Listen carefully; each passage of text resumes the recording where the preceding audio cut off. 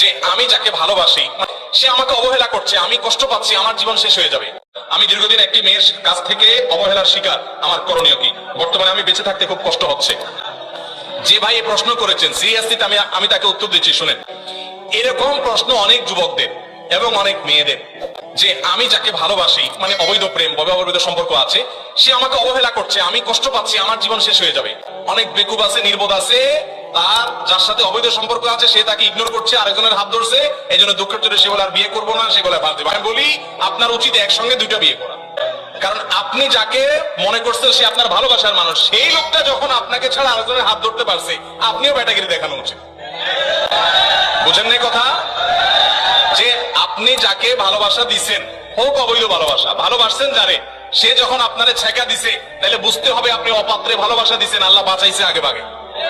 বিয়ের পরে এটা ডানে বামে যাইতো, তার আগে ভাগে চলে গেছে, ভালো হয়েছে।